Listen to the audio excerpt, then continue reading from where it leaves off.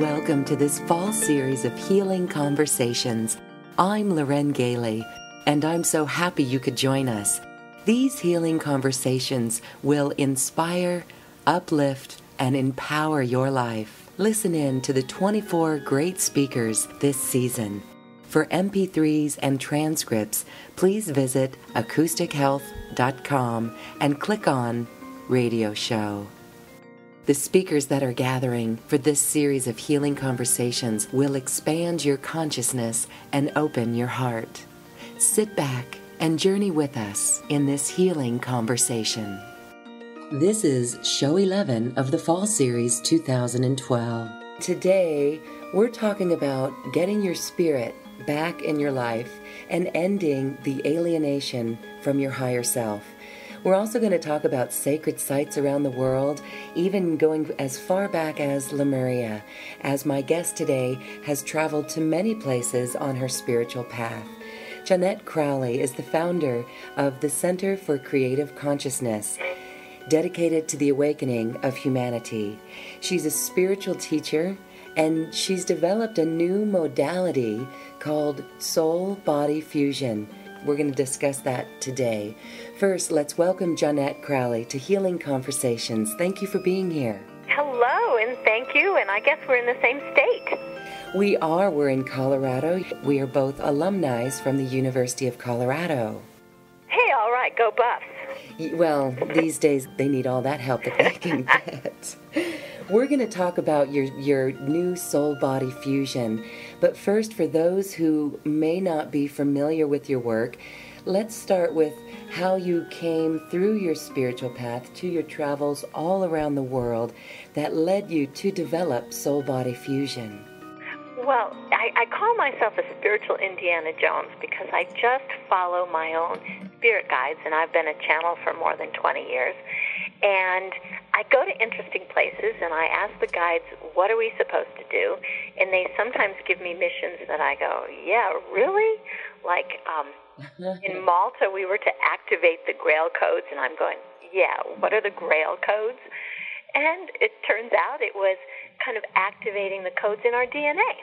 Mm-hmm. So I just follow the whim of spirit. In fact, Loren, I just got back from Transylvania. I took 40 people around to some of the ancient sacred sites in Transylvania, and we connected to the center of the earth. We connected to the stars, and you talk about Lemuria.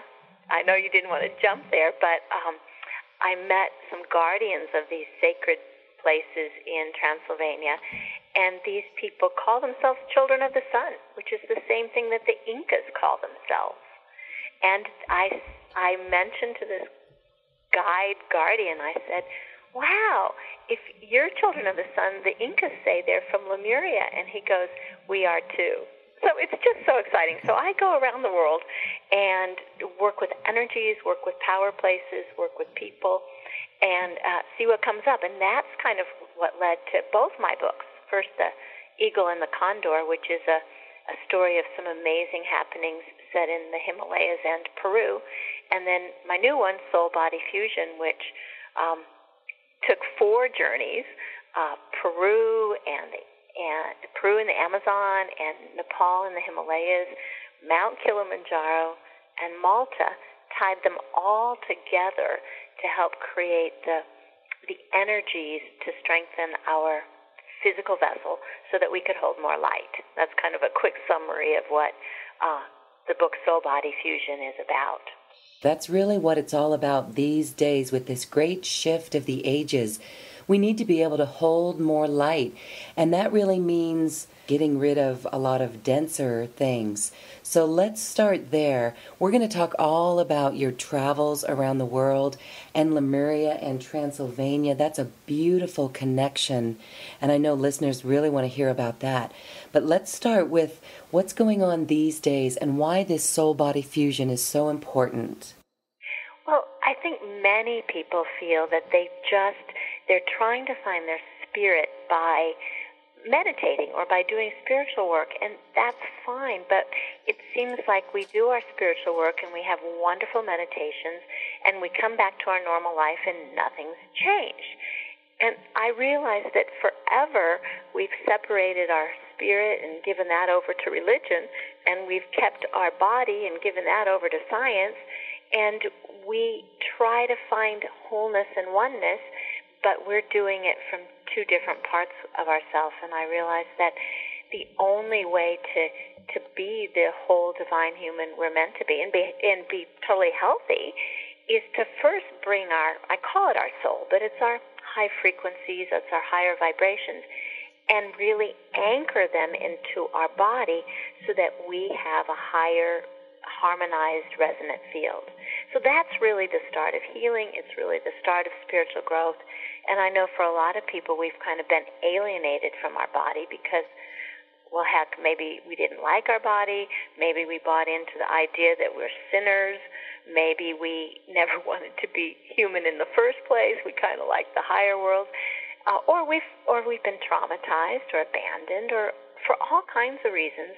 I think we keep disconnecting from what it means to have our true soul or divine self home here, and we keep looking for home somewhere else. On page 10 of SoulBody Fusion, it says, "These times are about combining light and matter, fusing soul and body, bringing together the energies of the ancient solar discs and the Grail codes." So how do those energies become such an important factor, and how do we integrate them? Yeah, just this week, the front page of the paper had a story about the scientists finally figuring out what junk DNA is for, and that it's millions of little codes that have on-off switches. And what I believe is that humans go through great cycles. You know, the Hopi believe that we've been through the fourth sun and we're entering the fifth sun, and the Hindus believe that there's 4 ages of kind of descending light, and that we're ending the darkest age and going to go into the golden age. But it seems like for thousands of years we've been stuck on dark, and our DNA has shut down, and along with it our gifts of intuition, wisdom, teleportation, happiness have been kind of taken from us, and we've been in this dark struggle.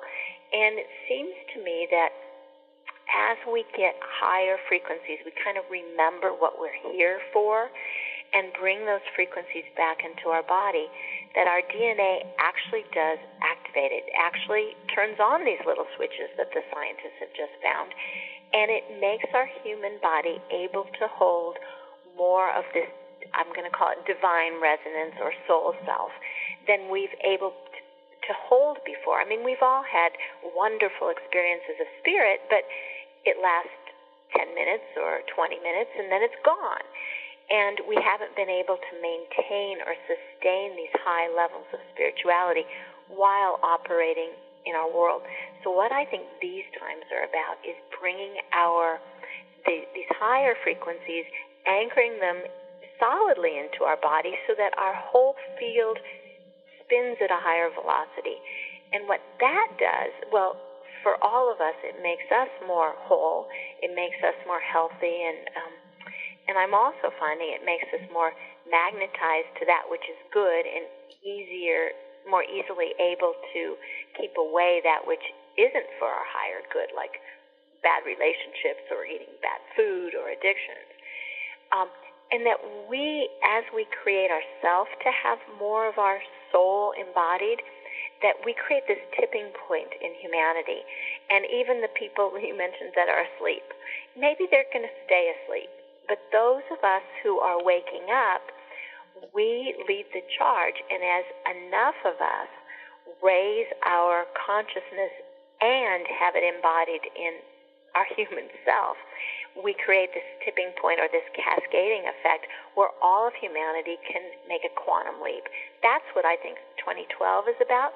And when I travel around the world, yes, I see the wars and I see the graft and corruption in some countries and I see secret things. But when I look at consciousness, I see it growing, becoming more harmonized, becoming more inclusive. And as I've used my psychic gifts to look, it's never been better. It looks like we're in a dark place, but people are higher and holier actually than I've ever seen them. People are higher and holier than you've ever seen them. That's great news. Please explain what it means to get these higher frequencies and integrate them. Well, I'm going to think about a study that was done by a professor, Valerie Hunt, and she measured the frequency range that different people operate in. And she said, and I may not have these numbers exact, but like people who have a megahertz reading of between 200 and 300, they operate at a more materialistic sort of level. And then as you go up to people who operate at a frequency range of about 500, they have more intuitive gifts. They're more likely to be healers. On up to people who operate at, say, 800 megahertz. They are just much more gifted or whole and just operate above the density. So what happens when I say higher frequencies? It actually is a measurable change in the the light or the vibration that our cells emanate, because our cells are constantly vibrating. Many times they're vibrating in an incoherent way where the vibration's chaotic, and what we know is when our cells are chaotic, that usually indicates ill health. But when the vibration of all of our cells and organs vibrates in a more harmonic way and with higher vibrations, that usually indicates that the cells are transmitting light, so we become more illumined, and that our cells are healthier. So what these times are about, I believe, is actually manifesting cellular changes in our body that keep us healthy and keep us on the right track. And so how do you get these frequencies? How does your soul come in your body, like the technique SoulBody Fusion? And I have to be clear that obviously our soul's already in our body or we'd be dead. Yeah. Our soul is kind of an endless doorway to spirit and to divinity. So what I find is it's not a discrete thing that you get your soul and you go, okay, I'm done. It's infinite possibilities that you begin to be connected to.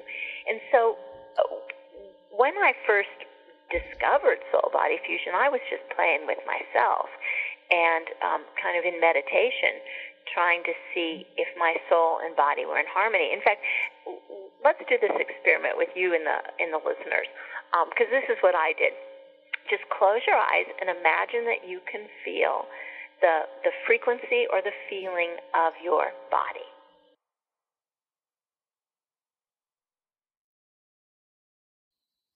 Imagine that there's a sense that you get, and it might be very subtle. Okay, and I don't want you thinking too much about it. Now, imagine that you want to ask for and feel the frequency or the sense of your solar spirit.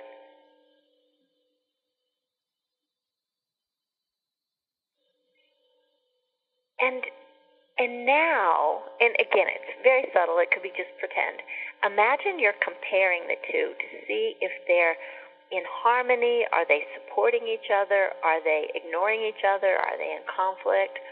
So just kind of sense and kind of do your own reading for how your soul and your body interact.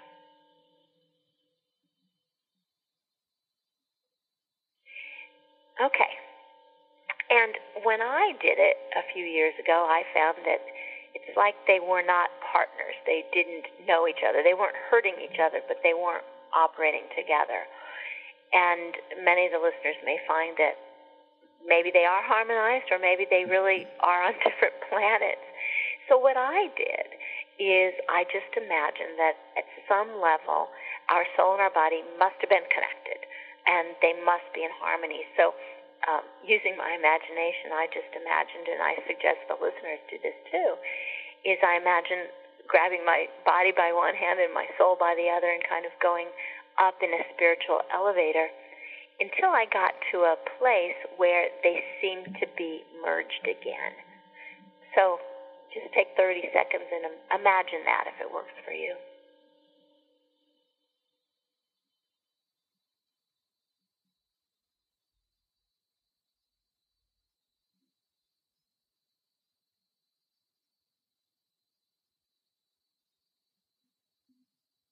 And then imagine that this is the new place you want to have as your base. You don't want to go back to the old way. This is going to be the floor you live on now.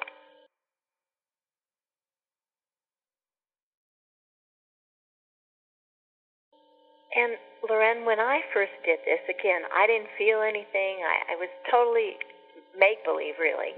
Mm-hmm. And because I didn't feel any change, I said to the universe, hey, give me confirmation if I actually fixed anything. Mm-hmm. And then I went to a breakfast, and the first thing somebody said was, you look radiant today. As you know, nobody says you look radiant before breakfast. Never. Even after breakfast. So I knew that was the universe. That was kind of a code word, and the universe was saying, hey, you did something. So I went and started doing this thing that had no name that I now call SoulBody Fusion, just by intentionally asking people to bring their soul and their body into harmony. And the first few people I did it with, I didn't touch them. I just sat in the room and we both held the intention. They had huge shifts, physical shifts, where they're shaking, they're hot, they're crying, they feel like their cells are filled with little tiny champagne bubbles. It was extraordinary. I'm thinking, wow, I'm not doing anything, I'm not doing any Reiki symbols, I'm not sending any healing. Why is this changing people? Mm-hmm. And I started doing it on a lot more people, and I did it on YouTube, and I did it on the radio, and I'd get emails that people felt a difference. So the reason I even wrote a book about it was because I got emails from all over the world that people began to heal from depression or burnout or actual real illnesses, cancer, diabetes. And people were getting more clear what their life purpose was, because finally their divine self was home in their body. So that's really how it started, and that's how we somehow, using intention, that's the magic ingredient. And I also say that the soul is in charge, that no one's doing anything to you, that your soul's infinitely wise. It knows how to work with you in the best possible way. So that's really the foundation of the work. For the entire conversation, visit acoustichealth.com and click on Radio Show and register for the 24-show series of healing conversations. I now leave you with music from the universe, literally created by the universe, as musical composer Phil Windsor assigned musical notes to mathematical equations, and the result is this beautiful music. Visit acoustichealth.com.